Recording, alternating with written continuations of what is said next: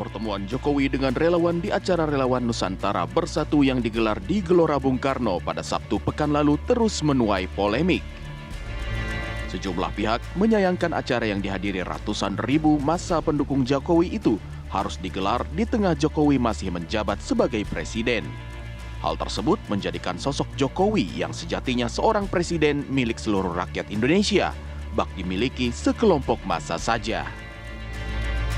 Tak sedikit yang menganggap gerakan mobilisasi relawan ditengarai sebagai gerakan unjuk kekuatan barisan pendukung Jokowi. Terlebih, di setiap pertemuan antara Jokowi dengan para relawan selalu ada pesan politik yang ditinggalkan. Seperti saat Jokowi hadir di Relawan Nusantara Bersatu, Presiden Jokowi secara gamblang meminta relawannya untuk memilih calon presiden 2024 dengan kriteria fisik tertentu, seperti wajah penuh kerutan dan berambut putih sebagai bukti memikirkan rakyat. Sejatinya pertemuan Jokowi dengan relawannya bukan kali ini saja terjadi. Di beberapa kesempatan, Jokowi kerap bertemu dengan para relawannya di sejumlah daerah. Bahkan Presiden Jokowi pernah mengundang tim relawannya secara khusus ke Istana Bogor, Jawa Barat. Tim TV One mengabarkan.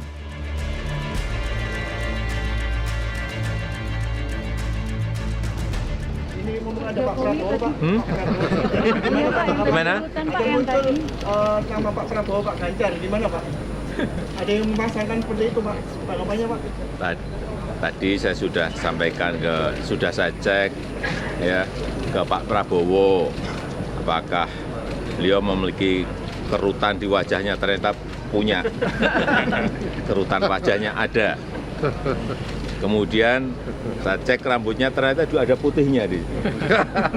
Sebagian sudah ada putihnya. Artinya seperti yang saya sampaikan. Itu. Ya.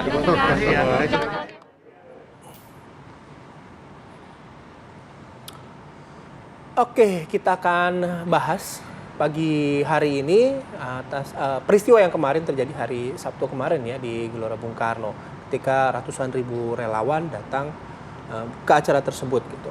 Nah, ada beberapa pernyataan dari Presiden Joko Widodo yang akhirnya membuat publik bertanya-tanya, setidaknya sosok siapa yang dimaksud oleh Presiden rambut putih Jokowi? ya, rambut putih. Kalau di sini sih rambut hitam semua, mukanya Bay. berkerut. Gitu.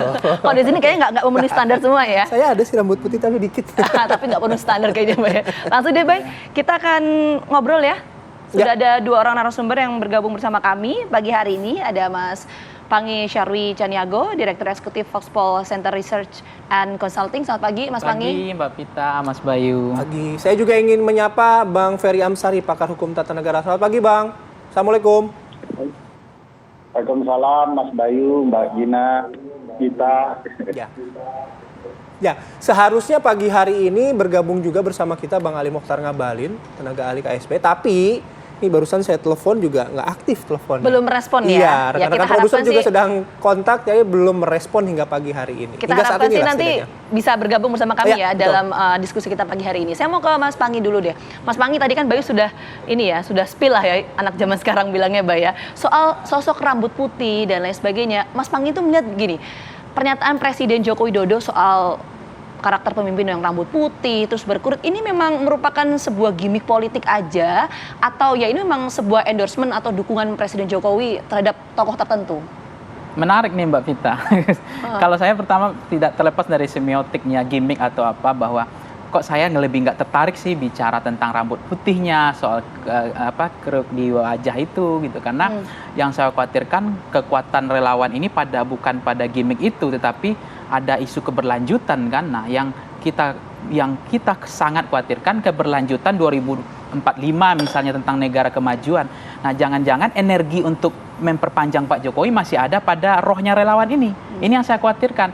Nah, kalau masih ada niat misi ini kalian relawan sia-sia gitu perjuangannya. Tapi kalau misalnya hanya untuk mensosialisasikan program Pak Jokowi, menaikkan overall ratingnya Pak Jokowi, tingkat kepuasan menjelaskan semua keberhasilan Pak Jokowi, it's okay. Tapi kalau ada misi misalnya tidak ada lagi kriteria yang bisa melanjutkan, harus Pak Jokowi lagi, ini yang sebetulnya saya agak khawatir gitu. Bukan pada soal rambut putih, bukan pada kru yang tiga itu, saya nggak tertarik. Nah, yang kedua begini Mbak Pita, seberapa besar endorse pengaruh Pak Jokowi dalam konteks ini? karena kita kan mau menguji capres pilihan Pak Jokowi. Oke. Nah, seberapa pengaruh? Nah, hasil temuan Voxpol kemarin pada bulan ini, Mas Bayu, pada November terbaru ya, yang fresh open itu, pengaruh Pak Jokowi itu kita lebih tinggi dibanding Kompas itu 25,3. Nah, yang dianggap tidak berpengaruh 65%. Kemudian undecided ada 9%. Nah, dari sekian pengaruh Pak Jokowi itu, endorse Pak Jokowi berpengaruh terhadap pilihan politik mereka 25% itu, kita iris lagi pembelahannya kemana saja. Itu kayak Mas Ganjar paling besar itu 32%, kayak Pak Anies ada 22%. Itu pengaruh endorse-nya Pak Jokowi. Artinya apa? Memang angka itu dianggap bisa signifikan, bisa juga enggak. Tetapi Pak Jokowi masih dianggap berpengaruh. Itu yang Artinya penting. gimana, Mas Pangi, kalau misalnya dengan ada endorsement dengan angka 25% itu, seseorang akhirnya mau memilih apa yang tokoh-tokoh yang di-endorse oleh Pak Jokowi, begitu? Yes, persis. Jadi artinya mereka masih menunggu arahan Pak Jokowi. Kemana pilihan Pak Jokowi. Mereka menunggu, yes, Pak Jokowi ke sini, dukungannya dia akan ikut gitu. Tapi itu juga basisnya ada di Pak Jokowi, Mas Anies, ada di Mas Ganjar. Nah, yang ketiga adalah, yang menarik adalah apakah Pak Jokowi akan netral atau tidak di dalam Pilpres, gitu kan? Karena kan Pak Jokowi dalam memaintain relawan ini kan fenomena baru ya, bottom up, kemudian ini adalah social movement, gerakan sosial yang sebetulnya perilaku pemilihnya itu masuk kepada partisan, bukan parokial, bukan kaula kan. Artinya pemilih yang kalau kaula kan masih pasif ya, kalau parokial kan dia tidak aktif dalam politik. Ini kan relawan itu masuk pemilih yang partisan.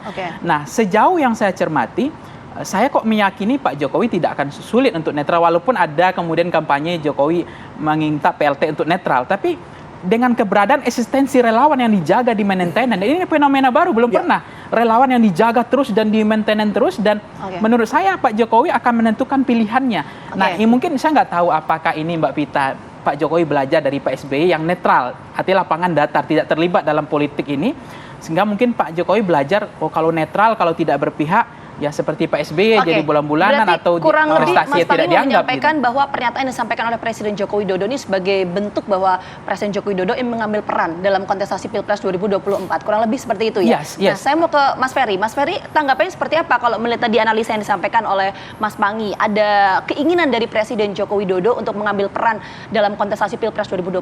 Kurang lebih ingin menjadi kingmaker. Seperti itulah kalau saya tangkap dari Mas Pangi. Ya, dugaan itu beralasan ya kalau dilihat dari beberapa sikap Jokowi belakangan ya. Dan di titik tertentu sikap itu tidak jelas. Dalam politik, sikap tidak jelas itu kan mau memberi jalan atau membuka pintu ke banyak kalangan. Bukan tidak mungkin ya, dia mau mengatur banyak hal ya, terutama calon-calon yang potensial untuk maju di kemudian hari. Problematikanya tidak hanya soal dia akan menjadi kingmaker dan lain-lain, soal posisi sebagai presiden dan ketaatan kepada peraturan perundang-undangan juga perlu. Perjumpaan-perjumpaan yang masif seperti kemarin dan sikap-sikap yang tidak menunjukkan orang paham aturan hukum terlihat dari gaya Pak Jokowi. Misalnya pertemuan dengan jumlah massa besar kemarin, Pak Jokowi menyampaikan ciri-ciri kurang lebih membangun citra diri figur tertentu ya. Sebelumnya bahkan menyebut lebih jelas terang benderang giliran Pak Prabowo.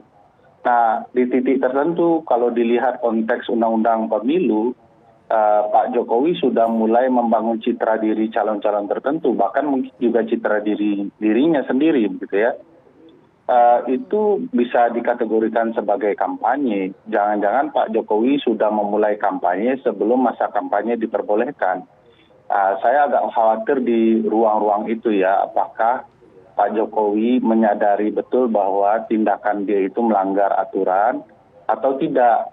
Ini juga perlu digarisbawahi. Nah, kalau beliau tidak paham aturan, kan jadi problematika tersendiri. Masa presiden tidak paham aturan gitu ya, bahwa dia tidak boleh membangun citra diri seseorang untuk kepentingan politik di kemudian hari. Di titik ini bagi saya presiden betul-betul tidak dewasa, tidak bijak ya, apalagi ini sudah periode kedua yang harusnya dia meletakkan atau memposisikan dirinya sebagai negarawan, tokoh bangsa yang harus lebih bijaksana. Dan harus diingat bahwa sikap Pak Jokowi juga bertentangan dengan argumentasi beliau beberapa waktu sebelumnya. Misalnya dia menginginkan pemilu berlangsung damai, tenang, tetapi yang membakar api duluan itu Pak Jokowi, mulai membangun dukungan-dukungan yang sebenarnya akan menjadi sumbu ya panasnya politik menuju 2024. Oke, baik, Bang Ferry, nanti kita lanjut lagi berdiskusi. Mas Panggi juga kita jeda dulu. Nih saya sambil coba telepon Bang Ngabalin ya gitu. Karena kan janjinya pagi hari ini sudah akan hadir gitu. Ya. Tapi sambil coba kontak, kita break dulu ya. Kita akan kembali sesaat lagi.